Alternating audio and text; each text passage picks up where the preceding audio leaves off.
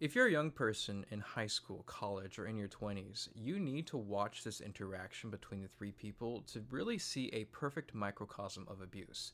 Because I have been there. I have experienced this firsthand where someone was being abusive towards me with an enabler present, and I've seen it happen to other people. And let me break it down for you. In the realm of social situations, if you're dealing with a grievance, it is something that is bringing you into a negative state from your baseline of functionality.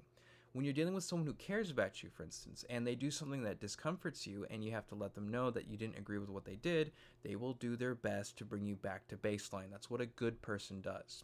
Even if they aren't directly related to what happens here. Like if you're dealing with something at work and you're talking to your spouse about it, they will at least offer you verbal assurance so you can kind of get a little bit closer to baseline. That is how we support each other as human beings. When you're dealing with an abuser who brings you down below baseline and you confront them about it, they will attempt to bring you down even further. And then they will often criticize you for making them feel uncomfortable about confronting them, which often makes it so that you are brought down even lower. And then after being tired out from dealing with this emotional abuse, they might make you concede to a state that is nowhere near close to baseline. And that is what's happening here. You have a president of a country who was invaded by Russia, a very large and powerful country, much more powerful than Ukraine is.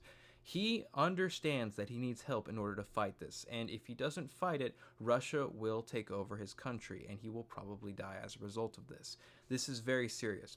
If you follow Sarah Payne on YouTube, she does a great deal of lectures on this, and she understands that Ukraine is on what's known as death ground, where when you're under death ground, you have no other option but to fight. You have to fight with everything that you can, because if you don't survive.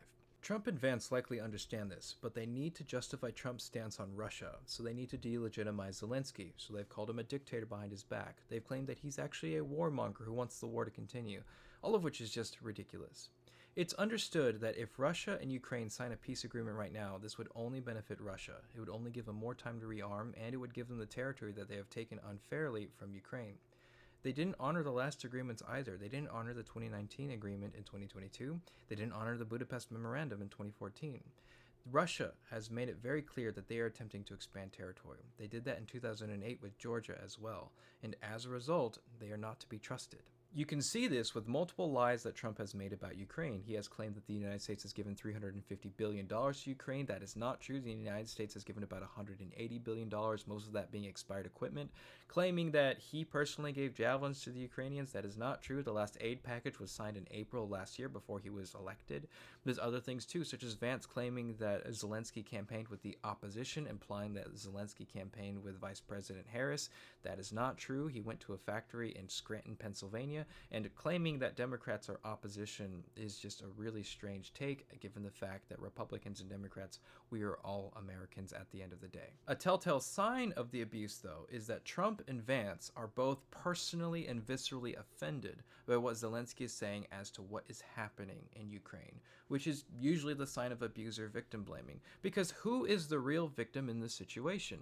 It's the Ukrainian people. They are the ones who are actively dealing with the war. What does the United States have to deal with? The inconvenience of maintaining a friendship and allyship that we have had for decades. And that is not the same thing. So when you're Zelenskyy and you're in the situation where you are being viscerally berated by two people, and you have to choose between appeasing these two people or rallying behind and standing up for your own people, what do you do? And I think Zelenskyy made the best decision that he possibly could, which was to choose to side with his own people. Because imagine if Zelenskyy simply just listened to that verbal abuse and didn't say anything. He could have compromised the confidence and morale of his own people, which is devastating when that happens. You cannot lose the trust of your own people in wartime. They will fall apart if they do not trust in their leaders. There's a lot more I could say about this, but I think this is a perfect microcosm of abuse with an enabler present. And I think it's something that, regardless of what you believe, you need to learn to recognize it for what it is so that this doesn't happen to you in the future.